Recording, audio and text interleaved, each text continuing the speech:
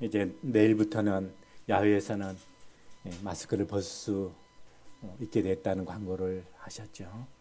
뭐 아직 코로나가 완전히 정복된 건 아니지만, 그러나 지금 감염자 숫자가 사회적으로 많이 오픈되어 있음에도 불구하고 이제 늘어나지 않은 그런 추세 가운데 있고, 어, 그리고 이제 방역 당국의 어떤 과부하도 웬만큼 회수가 되어진 그런 상황이라서 뭐 특별한 변수가 없으면 이제 점차적으로 완화되는 이와 같은 상황으로 가지 않을까 그렇게 보고 있습니다.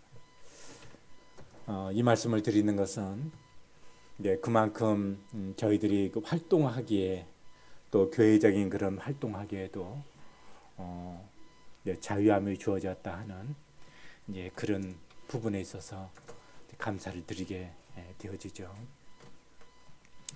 2년이 조금 넘었죠. 시간 동안에 눈에 보이지 아니하는 코로나로 인해서 교회적인 활동이 많이 위축이 되었습니다. 이제 사회적으로 저희들이 자유가 주어진 만큼 교회적인 활동도 다시 회복함을 있게 되기를 바라고 기도하고 있습니다. 그동안에 저희들이 모이기도 힘들었지만 또 못 모이게 되어지니까 성도들의 그 친교도 이루어지기 어렵고 또 사람 만나는 것도 주의하다 보니까 복음 전하는 것도 어려워져 있고 그리고 각 반이나 부서 활동도 여러 가지 어려움을 겪었습니다. 그러다 보니까 정상적인 교회 기능을 활성화하는데 많은 장애가 되었습니다.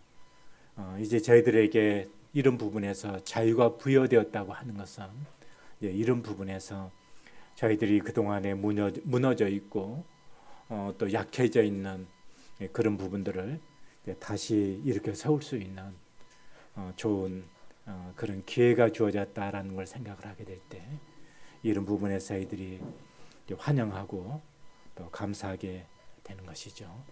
우리 느헤미야 1장을 함께 찾겠습니다.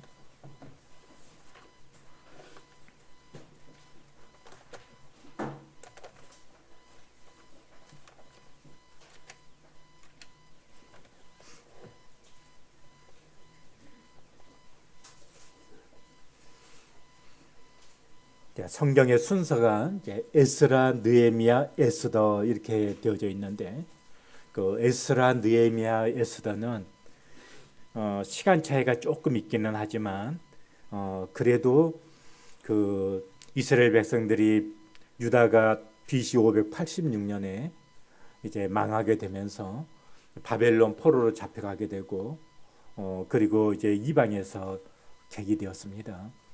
그리고 이제 성전은 무너지게 되고 이스라엘 백성들은 그들이 모일 수 있는 또 신앙적으로 함께할 수 있는 구심점이 되는 이제 성전이 무너졌기 때문에 그리고 유력한 자들은 다 포로로 끌려갔기 때문에 아주 미약한 사람들만 이제 예루살렘이나 또 유다 본토에 남겨져 있었습니다. 그러나 하나님께서 그 예레미야 선지자를 통해서 말씀하신 것처럼 이제 70년 그 포로 기간이 이제 차게 되어졌을 때 하나님께서는 바벨론이 나중에 페르시아에게 이제 망하게 되면서 고레스 왕이 이제 정권을 잡게 되면서 그 정치적으로 바뀌게 됩니다. 바벨론은 그 정복한 그런 그 나라들을 이제 고유적인 종교나 또 문화나 그런 것을 인정하는 것이 아니고 바벨론이라고 하는 제국 내에 그 다른 나라나 문화나 그 특성들을 억압하는 그런 정책을 썼었는데 이제 바벨론이 무너지게 되고 페르시아가 등장하게 되면서 그런 부분에서 변화를 가져오게 됩니다. 그래서 그 민족의 어떤 종교나 또 문화적인 그런 특징들을 또 인정을 하게 되는 그런 이제 정책적인 변화를 가져오게 되는데 역사에서는 그렇게 이야기를 하고 있습니다.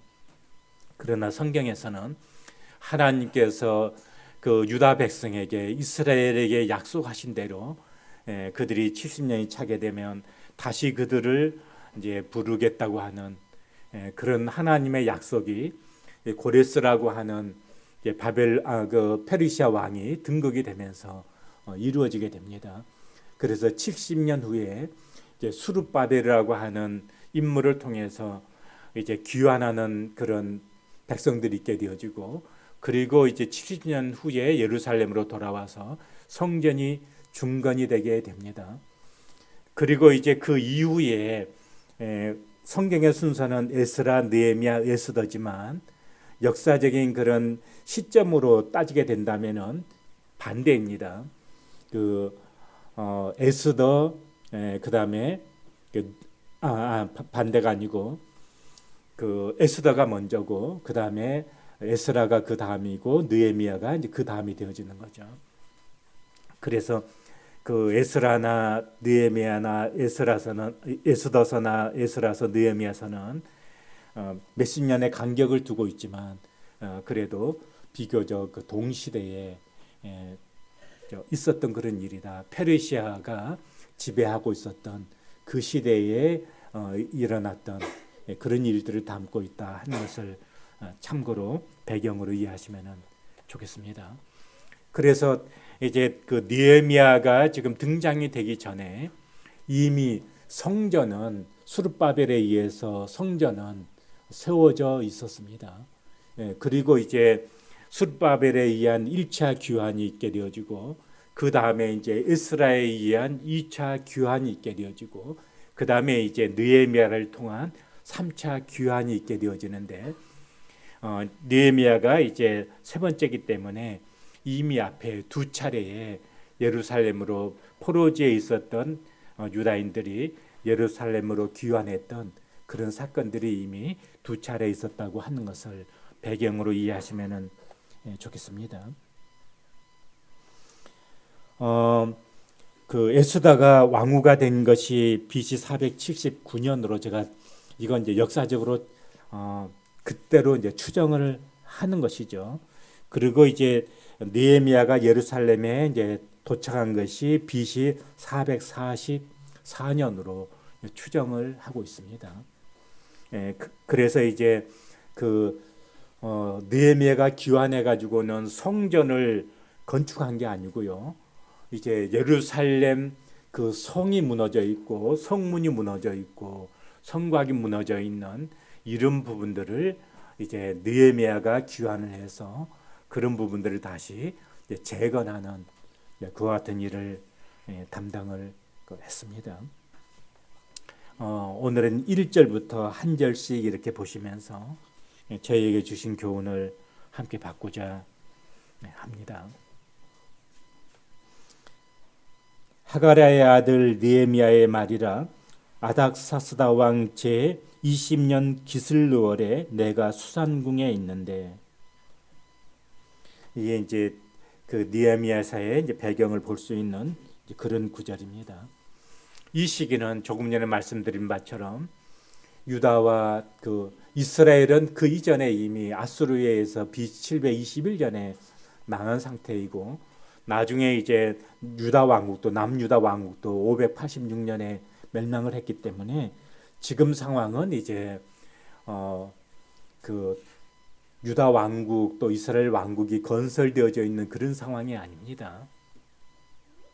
그렇기 때문에 이제 민족적으로는 행복하고 또 축복된 그런 시기가 아니라 매우 어려운 그런 시기인 것을 알 수가 있게 되어지죠. 2절 보시겠습니다.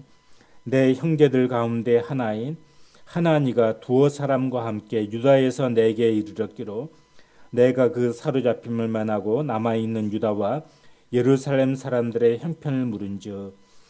여기 느헤미야의 아버지가 누구인지는 1절에 나와 있고, 여기 내 형제들 가운데 하나인 하나니가 그랬는데, 나중에 그 하나니가 그 성벽이 다 재건된 이후에 그 다음에 이제 영적 그 부흥 운동을 시작을 하는데, 그때 뒤편에 보게 되어지면은 중추적인 그런 이 일을 감당하는 그런 인물이 되어집니다.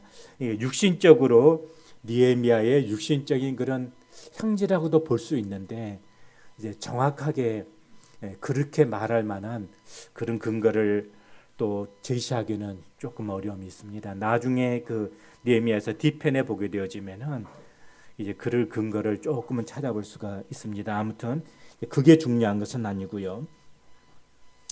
여기 그 하나니가 두어 사람과 함께 유다에서 이제 느헤미야를 방문하게 수상궁에 있는 느헤미야를 방문하게 되었습니다. 그때 이제 그 느헤미야가 묻게 되어지는 것이에요. 유다 사람들은 지금 어떤 형편에 있는가? 지금 예루살렘은 지금 어떤 형편 가운데 있는가? 하는 것을 물었다고 하는 것이에요. 이건 우리에게 뭘 나타내 보여주시고 있냐 하면은요. 지금 느헤미야는 수산궁에 있지만 그 느헤미야의 관심은 자기 백성과 그리고 자기 나라에 대한 지대한 그런 관심을 가지고 있다고 하는 것이에요. 그 러시아가 그 우크라이나를 침공을 했을 때 우크라이나와 그 이웃 나라를 연결하는 그런 철도가 아주 만원이었었다고 합니다. 우크라이나에서 이웃 나라로 빠져나가는 그 철도도 만원이고 이웃 나라에서 우크라이나로 들어오는 철도도 만원이었었는데 왜 그랬냐 하면 빠져나가는 열차에는 우크라이나가 지금 어려움을 당하고 있으니까 피난하기 위해서 많은 사람들로 그렇게 붐볐고 그러면은 왜 들어오는 열차는 또 왜 그렇게 만원이었었느냐? 나라가 어려우니까 다시 그 외국에 나가 있는 그런 젊은이들이 또 남자들이 나도 우크라이나로 들어가서 나라를 위해서 내 역할을 감당을 하겠노라고 해서 다시 우크라이나로 들어오고자 하는 사람들로 만원이었었다고 합니다. 그런데 이게 탈출하는 사람들 가운데서 여자나 어린아이가 이제 가는 것에 대해서는 누구든지 다 수긍하는 일인데 그 가운데는 이 젊은 남자들이 여장을 하고서 그렇게 탈출하다가 붙잡히게 되어지는 그런 내용들이 이제 그 기사화되어져서 인터넷에 보도되고 있는 그런 사항을 본 적이 있습니다. 그러니까 그들 가운데서 어떤 사람들은 안 들어와도 되는데 자기 나라와 민족이 어려움을 겪게 되어지니까 나는 우크라이나인이다. 그리고 내 조국은 우크라이나이다. 그래서 자기는 외국에 그냥 그대로 있으면은 위험을 모면할 수 있고 돈벌이도 문제가 없는데 그 모든 것을 접어두고 이제 자기 나라와 자기 민족과 함께하기 위해서 들어오게 되어지는 것이죠. 그것이 무엇입니까? 나는 누구인가라고 하는 자기 그 정체성에 대한 그런 문제가 되어지는 것이죠. 우리는 성경을 보게 되면 그 출애굽기나 민수기에 보게 되면 이런 표현이 나와요. 이스라엘 백성들이 애굽에서 이제 그 나왔을 때 순수하게 이스라엘 백성들만 나온 게 아니고 그 가운데는 수다한 잡족들이 함께 그 이스라엘 백성들과 함께 섞여서 이제 애굽을 나왔습니다. 그런데 광야에서 이제 어려움이 있게 되어지니까 어떤 일이 있게 되어지냐면은 그들 가운데 섞여 사는 무리가 탐욕을 품음에 그렇게 표현이 되어져 있습니다. 그러니까 이스라엘 백성들도 그 분위기 속에 같이 휩쓸려서 모세와 아론을 원망을 하고 또 그들을 애굽에서 인도해낸 하나님에 대해서 이제 왜 우리를 애굽에서 인도해내서 광야에서 이 고생을 시켰는가 하고 원망하는 말을 하게 되는 것을 보게 되어집니다. 왜 그런 일이 있게 되어지냐 하면은요. 처음의 시작이 그들 중에 섞여 사는 무리가 탐욕을 품음으로 시작이 되어졌어요. 그들은요. 이스라엘 백성들은 약속의 땅에 대한 우리는 히브리인이고 이스라엘 백성이기 때문에 그 고생을 한다 할지라도, 광야에서 고생한다 할지라도 어떤 의식을 가질 수 있죠? 우리는 히브리인이다. 아브라함과 이삭과 야곱의 하나님, 그 하나님이, 우리 조상의 하나님이 우리의 하나님이고 우리와 함께하는 하나님이고 우리를 약속의 땅으로 인도하시는 하나님이신데, 섞여 사는 우리는 그 정체성에 있어 가지고 문제를 가져올 수가 있는 것이죠. 마찬가지로 교회 안에서도요, 정말 거듭난 그리스도인들은 어떤 정체성이 있냐 하면, 나는 구원받은 그리스도이니까, 나는 하나님의 자녀이니까, 하나님의 제자이니까, 하나님의 뜻과 하나님의 영광을 위해서 살아가야 될, 나는 그리스도인이다라고 하는 그 정체성이 있습니다. 그리고 이 정체성은 그리스도인의 모임인 이 교회는 하나님께서 세운 교회이고, 교회가 어려움이 있느냐 없느냐, 얼마나 양식이 풍족하느냐 풍족하지 않냐, 그런 문제가 아니라 이 교회는 하나님이 세우신 교회이고, 성도들은 하나님이 사랑하는 그분의 양이고 그분의 자녀들이고, 하나님께서는 하나님의 자녀들이 모이는 이 교회에 그분의 시선이 있고 그분의 마음이 있고 또 그분이 이루고자 하는 뜻이 있다고 하는 것을 우리는 알고 있습니다. 그래서 나는 한 지역교회에 소속되어진 그런 교회의 지체이다. 그것이 우리의 정체성이잖아요. 우크라이나인들이 비단 외국에 나가 있어도 나의 조국은 우크라이나이고 나는 우크라이나인이다 라고 하는 그 정체성으로 인해 어려움이 있게 되어질 때 같이 고국으로 돌아오고자 했던 것처럼, 왜냐하면 그들과 나를 분리시키는 게 아니죠. 내 조국이 망하면 내가 망하는 것이고 내 민족이 없어지게 되어지면 곧 내가 없어지는 것과 똑같은 것이니까, 그래서 그것이 바로 정체성입니다. 우리는 하나님의 자녀들이고 구원받은 하나님의 자녀들이고, 그리고 묵동교회 우리 하나님께서 여기에서 성도들과 함께 교제하며 섬기라고 나에게 주신 그와 같은 터전이고 교회입니다. 그래서 내가 우연히 그냥 묵동교회에 와서 생활하는 것이 아니고, 언제까지 내가 묵동교회 지체로 있을지는 모르지만은, 그러나 지금 현재 내가 묵동교회에 소속되어져서 함께 섬기는 것은 하나님께서 나를 이곳에 보내셨고 이곳에서 한 지체로서 함께 섬길 수 있도록 불러주셨다고 하는 사실입니다. 그래서 느헤미야는 그의 관심이 유다는 어떤가, 예루살렘은 어떤가 하는 것이 그의 관심이었습니다. 그렇다면은 우리의 관심은 어디에 우리의 관심을 두는 것이 그것이 합당하고 또 관심을 둬야 되는 또 그런 것일까 생각을 하게 될 때, 우리가 그리스도인이라고 한다면 내가 현재 속해 있는 지역 모임의 형편에 대해서 나의 관심이 있어야 되고, 또 성도들의 형편과 사정에 대해서 나의 관심을 둬야 되는 것이, 그것이 우리의 정체성에 부합되어지는 그런 마음이라고 할 수가 있습니다. 느헤미야는 지금 수산궁에 있고, 그는 느헤미야서 2장 1절에 보시게 되면 그는 그 술 맡은 관원장이기 때문에, 여기서 술 맡은 관원장이면은요 대단히 높은 위치입니다. 중요한 위치입니다. 그는 지금 수상궁에 있고 높은 지위에 있기 때문에 그냥 아쉬움이 없는 사람이에요. 그냥 유다 사람들의 형편이 어떤지, 예루살렘의 형편이 없든지 그 느헤미야 개인으로서는 아무런 아쉬움도 없고, 그는 현재 지금 잘 나가고 있는 그런 사람입니다.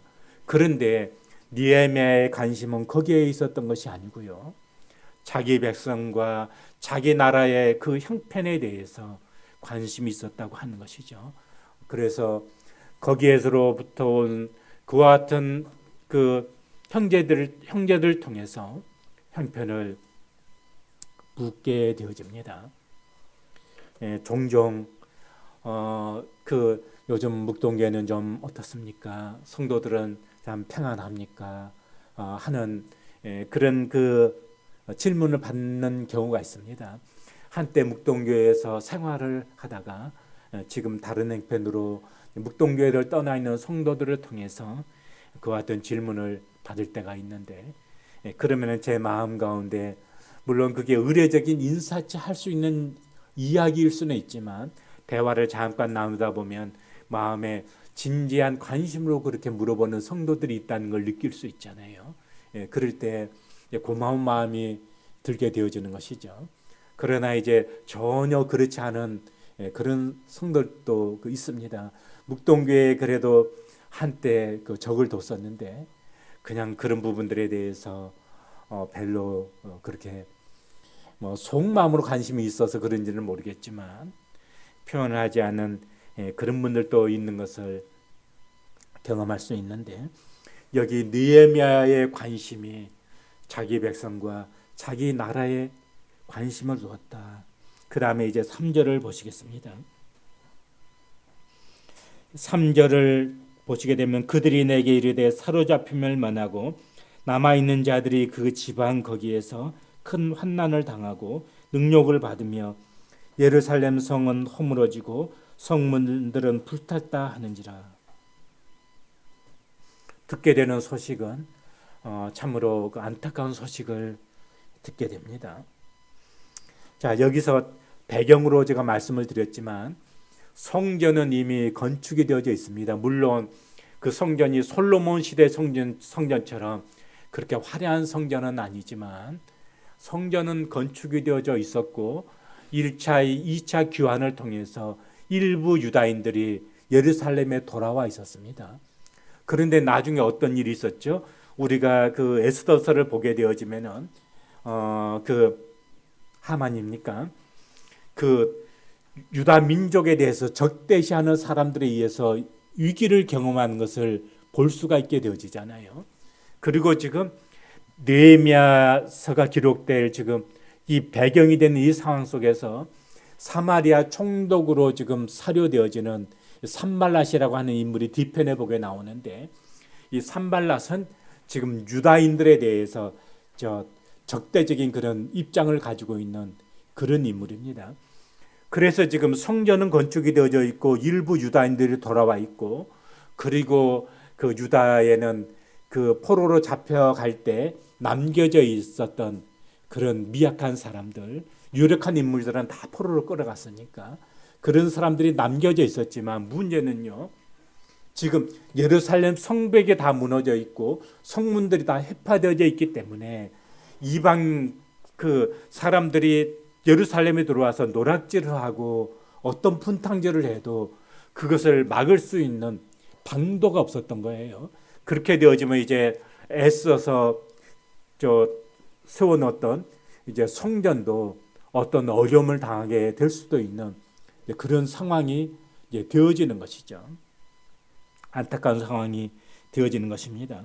그리고 실제로 이제 그런 소식을 듣고 있습니다. 4절 보시겠습니다. 내가 이 말을 듣고 앉아서 울고 수일 동안 슬퍼하며 하늘의 하나님 앞에 금식하며 기도하여 이르되, 이것은요, 에이 그래 그런가 보다 하고 넘길 수 있는 그런 일이고, 본인은 지금 수상궁에서 어려움 없잖아요. 높은 지위에 있고, 그리고 뭐 특별히 위험한 상황 가운데 있는 것도 아니잖아요. 그런데 지금 느헤미야는 자기 백성, 자기 나라가 당하고 있는 이 형편을 자기 형편으로 받아들이고 있어요. 그래서 그것이 마음이 아프고 그것이 눈물이 되고 있습니다. 그러니까 너는 너고 나는 나다, 이게 아니에요. 그 외국에서는 정식 결혼식을 올리지 않고 동거하면서 살다가 또 그냥 그게 쿨한 것이 아닌데 또 쿨하게 이렇게 또 헤어지는 그런 동거 커플이 정식으로 결혼해서 사는 커플보다 이제 더 많아지고 있는 그런 추세입니다. 근데 어떻게 아느냐, 이제 그것을 외국에 오신 어떤 분이 이렇게 이야기를 하더라고요. 같은 통장에서 돈을 쓰면은 정식 부부고 각자 통장에서 돈을 쓰게 되면은 동거 커플이 돼요. 그게 뭐냐 하면은요. 그냥 편의상 그냥 서로 지금 같이 동거를 하고 있는데 너는 너고 나는 나예요. 너 벌어서 너 쓰고 나 벌어서 나 쓰고. 그래서 같은 공간에 기거하고 있어도 그냥 너는 너고 나는 나고. 그건 그냥 동거 커플입니다. 그러나 결혼한 커플은 너는 너고 나는 나가 아니고 너와 나는 서로 분리될 수 없는 하나이다 하는 것입니다. 그래서 우리는 묵동교의 지체로서 그냥 동거하는 사람들입니까? 한 지체입니까? 그리스도께서 머리 되시고 성경에서는요, 우리는 한 몸의 지체라고 말씀하고 있습니다. 그러면 손이 불편한데 너 손 불편한 거지 발이 나하고 무슨 상관이 있어? 그럴 수 있는 것이 아니잖아요. 우리는 한 지체이기 때문에 입이 불편하면은 먹지를 못하게 되면 입만 문제가 아니라 나중에 발도 문제가 되는 거잖아요. 힘 없으면은 걸어다니기 어렵잖아요. 그래서 한 지체는 그런 것인데 바로 유다와 예루살렘의 이 형편이 나하고 무슨 상관이야? 그럴 수 있지만 느헤미야는 그럴 수가 없었어요. 왜냐하면 자기 백성과 자기 나라와 느헤미야는 그냥 하나이기 때문에. 5절 보시겠습니다. 이르되 하늘의 하나님 여호와 크고 두려우신 하나님이여 주를 사랑하고 주의 계명을 지키는 자에게 언약을 지키시며 긍휼을 베푸시는 주여 간구하나이다. 근데 지금 느헤미야가 기도하고 있습니다. 어떤 문제가 있게 되어지면 우리는 그냥 그 문제 자체에 막 이 문제를 어떻게 해결하지 막 하고 막 왜 그 수르 에스라는 그 동안에 뭐 했던 거야? 먼저 지금 귀국한 그 백성들은 그 동안에 뭐 했던 거야? 뭐 그런 것이 아니고요. 그런 것이 아니고 그 소식을 듣게 되어질 때 하나님 앞에 그 문제를 가지고 기도하는 것을 보게 되어집니다. 우리는 어떤 상황을 맞이하게 되어지면 항상요, 그냥 그 상황 속에 먼저 우리의 생각과 이런 것들이 이제 그 상황 속에 먼저 뺏기게 되어져요. 그럴 때 우리는 어떤 상황 맞이하게 될 때 먼저 그 상황 속에 온통 내 마음과 생각을 뺏기기 전보다 그 문제를 가지고 하나님 앞에 기도하는 것. 왜 우리에게 이 문제가 주어졌고 이 문제의 답은 어디로부터 올 수 있고 어떻게 우리가 이 문제를 이뤄갈 수 있는가. 그래서 느헤미야는 금식합니다. 그리고 기도합니다. 그리고 기도하면서요, 우리의 하나님은 어떤 하나님이신지를 기억해요. 우리가 기도할 때 막 그 언어가 허공으로 날려버리는 그런 말이 있잖아요. 그리고 내 마음에 아무런 의미도 없는 말을 막 중얼거릴 수도 있잖아요. 그리고 내가 누구한테 이야기를 하게 될 때 막 의미 없는 말도 그냥 막 그렇게 할 수 있잖아요. 근데 대화는 그렇지 않잖아요. 내 마음에 어떤 것을 담고 있고 대화하는 상대가 어떤 자인지를 의식하면서 우리가 그에게 내 의사를 이야기를 하잖아요. 우리가 기도할 때도 마찬가지인 거예요. 내가 지금 기도하는 아래는 그분이 어떤 분이신가. 그래야만이 우리의 기도가 실제적인 기도가 되어지고 믿음의 기도가 되어질 수가 있어요. 그래서 개인적으로 기도할 때나 또 성도들이 함께 기도할 때 우리가 지금 기도하는 그분은 어떤 분이신가 하는 것에 대한 그 마음을 가지고 기도하셔야 돼요. 내가 어려운 일이 있을 때 누구 찾아가게 되면 어떤 사람 찾아가게 되죠? 내가 진짜 돈이 필요한데 찾아갔을 때 나보다 더 어려운 그런 빚쟁이한테 찾아가서 내가 이렇게 어려우니까 나 좀 도와줘 이렇게 하지 않잖아요. 그런 것처럼 우리의 기도도 그렇습니다. 우리 하나님은 어떤 분이신가? 그리고 그분은 우리에게 어떻게 말씀하셨는가? 만약 저희 절친이 있는데 자네 정말 어려우면 내한테 연락하게나. 나는 지금 여유가 좀 있으니까. 그러니까 자네 정말 어려우면 나한테 연락하게나. 그러면 내가 진짜 어려움을 당했을 때 그 말을 기억하고 그 친구를 찾아가든지 만나든지 그렇게 하지 않겠습니까? 그런 것처럼 우리의 하나님은 어떤 분이신가? 그리고 우리에게 어떤 말씀을 해주셨는가? 그것을 기억하는 것입니다. 그래서 기도할 때도 그것을 생각하면서 기도하세요. 우리 하나님은 어떤 분이신가? 또 나에게 어떤 말씀을 하셨던 분이신가? 6절 보시겠습니다. 이제 종이 주의 종들인 이스라엘 자손을 위하여 주야로 기도하오며 우리 이스라엘 자손이 주께 범죄한 죄들을 자백하오니 주는 귀를 기울이시며 눈을 여시사 종의 기도를 들으시옵소서. 나와 내 아버지의 집이 범죄하여 주를 향하여 크게 악을 행하여 주께서 주의 종 모세에게 명령하신 계명과 율례와 규례를 지키지 아니하였나이다. 우리 하나님과 앞에 나아가는 데 있어서 늘 하나님께서 내 기도에 응답하시려면 내가 어떤 사람이 돼 있어야 되죠? 하나님의 말씀을 받을 만한 그런 사람이 되어 있어야 됩니다. 누가 와서 저 좀 도와주세요. 그런데 도와주고자 할 때 어떤 마음을 갖게 되냐면요, 이 사람이 지금 도박에 빠져 있는 사람이에요. 그런데 도박으로 다 잃고 와서 나를 좀 도와주세요. 그러면 내가 도와주고자 할 때 도와줄 수는 있어요. 근데 도와주게 되면은 어때요? 그거 가지고 또 가서 또 도박판에 가서 날릴 판인데 그럼 도와줍니까? 안 도와줍니까? 안 도와주죠. 그런데 이 사람이 정말 내가 지금까지 이렇게 해서 재산을 다 날렸습니다. 그리고 이런 과정을 거쳤습니다. 절대 그러면서 그 완전한 회개의 모습을 보게 되어지면 도와주고 싶은, 이제 내가 도와줘도 그 도와주는 뜻이 이루어질 수가 있으니까 하나님 앞에 나아가게 될 때 하나님이 내 기도를 응답해 주시느냐 안 해 주시느냐 그 이전에요, 우리가 그 응답을 받을 만한 그런 우리의 모습인가, 우리의 믿음의 분량이고 우리의 태도고 우리의 자세인가, 우리가 받을 만한 자세가 되어져 있으면 하나님은 응답하십니다. 저는 정말 그렇게 믿고 있습니다. 교회 어떤 일에 대해서도 그렇게 믿고 있어요. 우리가 그 응답할 만한, 또 우리가 감당할 만한 그런 믿음과 그런 우리의 자세와 마음이 안 돼 있게 되기 때문에 그 기도가 지연되고 있을 뿐이지.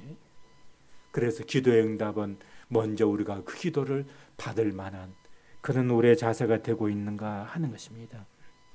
8절부터 9절 10절 쭉 보시게 되어지면 하나님께서 이제 그 백성들에게 이전에 약속하신 그 말씀을 기억하면서 하나님 앞에 아뢰고 있습니다. 하나님 이렇게 말씀하셨지 않습니까? 우리가 잘못을 회개하고 주께로 돌이키면 이렇게 하시겠다고 약속하지 않았습니까?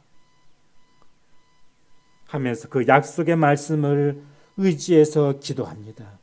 11절 보시겠습니다. 주여 구하오니 귀를 기울이사 종의 기도와 주의 이름을 경외하기를 기뻐하는 종들의 기도를 들으시고 오늘 종이 형통하여 이 사람 앞에서 은혜 입게 하옵소서 하였나니 그때 내가 왕의 술관원이 되었느니라. 아다사스다 왕 제 20년 닛사르월에,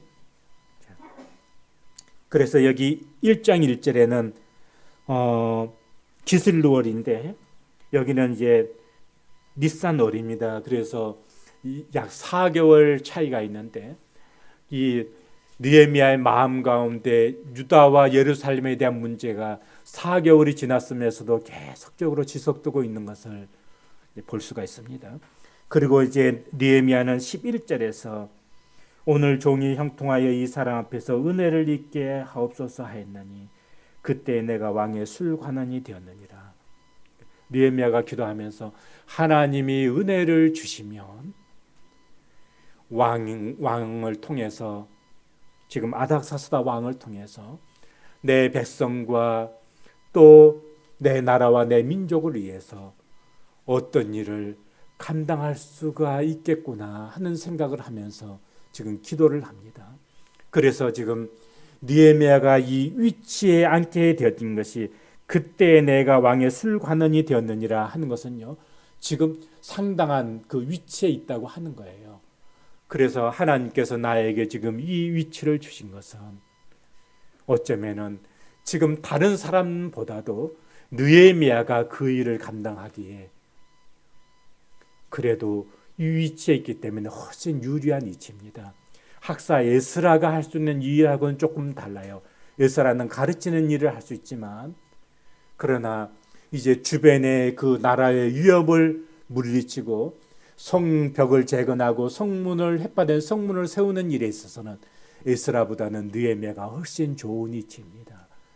하나님이 나에게 이 위치를 주신 것은 어떤 어려운 상황이 되어지면 그 일에 하나님께서 나에게 은혜를 있게 하셔서 그 일을 하게 하시려고 나를 위치와 이와 같은 환경으로 주신 것은 아닌가 찾아보지 않겠습니다. 나중에 에스더서 보게 되어지면요, 에스더가 이제 아하수에로 왕의 왕후가 되었죠.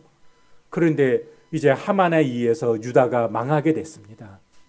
모르드게를 통해서 그 소식을 듣게 되어지는데, 이제 왕이 부르지 않으면은 왕 앞에 나아갈 수가 없어요. 왕이 부르지 않았는데 나아가게 되면은 자객의 위험도 있고 등등등 하기 때문에 왕이 그것을 면제하노라고 하는 금호를 내밀지 않으면 죽습니다.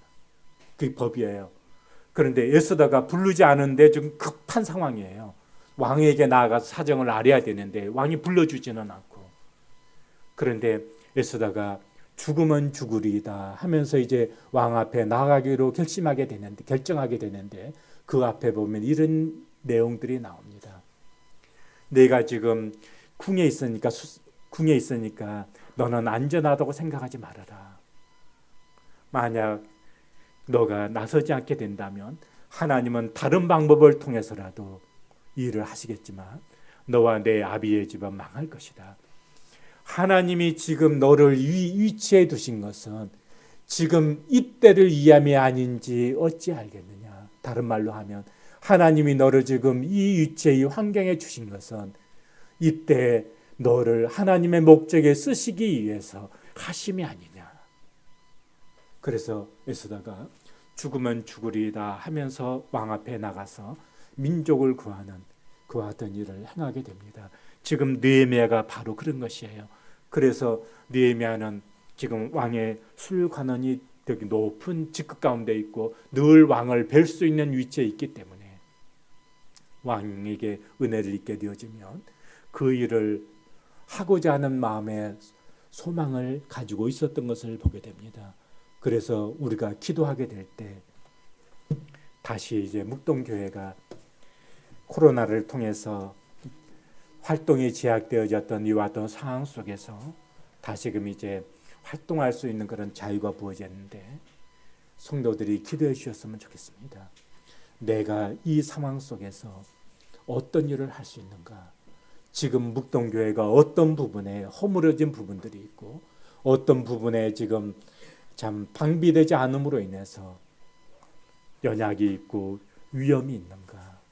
그런 부분들에 대해서 관심과 기도를 부탁드리고, 그리고 기도할 때 나의 지금 위치에서 어떤 부분을 하나님께서 은혜를 주셔서 어떤 부분을 하나님께서 나를 통해서 감당하시기를 원하시는가 하는 부분에 대해서 기도해 주시기를 바랍니다.